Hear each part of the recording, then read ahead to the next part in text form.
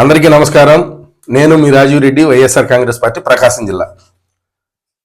ఈరోజు Bhogapuram airport start అవడానికి ముఖ్య కారకుడు వైఎస్ఆర్ కాంగ్రెస్ పార్టీ అధ్యక్షులు శ్రీ వైఎస్ జగన్మోహన్ రెడ్డి గారికి ముందుగా ధన్యవాదాలు తెలుపుతూ, ఈ ఆంధ్ర రాష్ట్రంలో అభివృద్ధి బాటలో నడుస్తుందని చెప్పడానికి జగన్మోహన్ రెడ్డి గారు వచ్చిన 5 సంవత్సరాల్లో సీపోర్ట్లు, ఎయిర్పోర్ట్లు వాడుకలోకి రావటమే చాలా గర్వకారణంగా ఇది వైఎస్ఆర్ కాంగ్రెస్ పార్టీ విజయంగా చెబుతూ, అదేవిధంగా ఈరోజు వైఎస్ఆర్ కాంగ్రెస్ పార్టీ అధికారంలోకి వచ్చిన కాడ నుంచి 2023 ఫిబ్రవరి 3వ తారీఖున వైఎస్ఆర్ కాంగ్రెస్ పార్టీ అధినేత జగన్మోహన్ రెడ్డి గారు భోగాపురం ఎయిర్పోర్ట్కు శంకుస్థాపన చేసిన సమయం. ఆ సమయంలో జగన్మోహన్ రెడ్డి గారు ఆ రోజే మాట్లాడుతూ 2026 నాటికి ఈ ఎయిర్పోర్ట్ అందుబాటులోకి వస్తుందని తెలియజేసిన వైనం ప్రతి ఒక్కరూ ఆంధ్ర రాష్ట్ర ప్రజలు గమనిస్తూనే ఉన్నారు.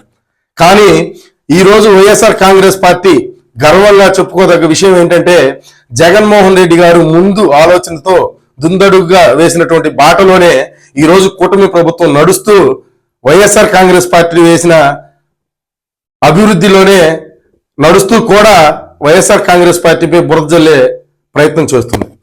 ఎందుకు ఏంది అనేది ఆలోచన లేకుండా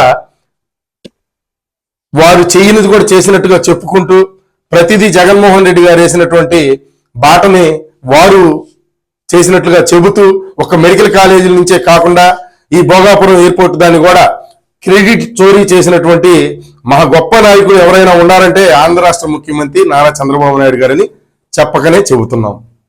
ఎందుకంటే నేను ఒక్కటే మాట్లాడదలుచుకున్నా, ఈరోజు ఆంధ్ర రాష్ట్ర ప్రజలు బాగా గమనిస్తూ ఉన్నారు. ఆ రోజు జగన్మోహన్ రెడ్డి గారు ఏదైతే చెప్పారో ఈరోజు అదే జరిగింది. కానీ టీడీపీ వారికి అలవాటు అయిపోయింది పొరపాటు. వాళ్ళ అధికారిక పేజీల్లో కూడా పొద్దున్న నుంచి గమనిస్తూ ఉన్నాం. మేమే చేసాం, మాదే ఘనత అనే విధంగా మాట్లాడుకుంటూ చెప్పుకుంటూ వెళ్తూ ఉన్నారు.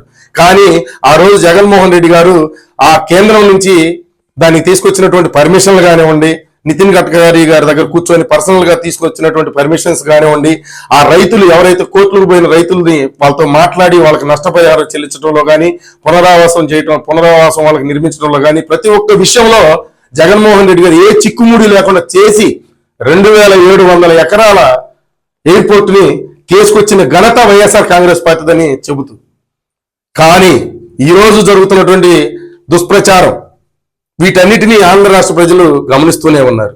జగన్మోహన్ రెడ్డి గారు చేసినటువంటి మేళ్లు ప్రజల్లోనే ఉన్నాయి. ఇవన్నీ గమనించుకోకుండా ఆనాడు ఉదాహరణ, మీకు చిన్న ఉదాహరణ, సైబర్ టవర్స్ ఎన్ జనార్దన్ రెడ్డి గారు నిర్మిస్తే అవి కూడా నేనే చేశానని చెప్పుకున్నటువంటి ఘనత చంద్రబాబు నాయుడు గారిది. అయితే జగన్మోహన్ రెడ్డి గారు ఆంధ్ర రాష్ట్రంలో అధికారంలోకి వచ్చిన 2 సంవత్సరాలు కరోనా వేధించిన ప్రజలకు ఇచ్చినటువంటి హామీలు ఎటువంటి వెనక అడుగు వేయకుండా నవరత్నాలనే సంక్షేమ పథకాల కానించి మొదలుపెట్టి గ్రామ సచివాలయ వ్యవస్థను తీసుకొచ్చి వాలంటీర్ వ్యవస్థ ద్వారా ప్రజలకు చక్కని సేవ అందించినటువంటి మహోన్నతమైన నాయకుడు వైఎస్ రాజశేఖర రెడ్డి గారు తనయుడు జగన్మోహన్ రెడ్డి గారని ప్రతి ఒక్కరూ చెబుతూ, అది తెలియని పసిబిడ్డ కూడా లేరు. కానీ ఈరోజు ఆంధ్ర రాష్ట్రంలో కొన్ని పచ్చ ఛానళ్లు, పచ్చ మీడియా మాట్లాడుతున్నట్టు మాటలు, వైఖరి లేచిన కాడి నుంచి జగన్మోహన్ రెడ్డి గారిపై దుమ్మెత్తిపోయటం, జగన్మోహన్ రెడ్డి గారిపై బురద జల్లే విషయం, జగన్మోహన్ రెడ్డి గారిపై అసలు ఎవరు ఎక్కడున్నారో తెలియని వారు కూడా జగన్మోహన్ రెడ్డి గారి గురించి మాట్లాడే పద్ధతి చూస్తుంటే ఆంధ్ర రాష్ట్ర ప్రజలు ముక్కున వేలేసుకుంటున్నారు.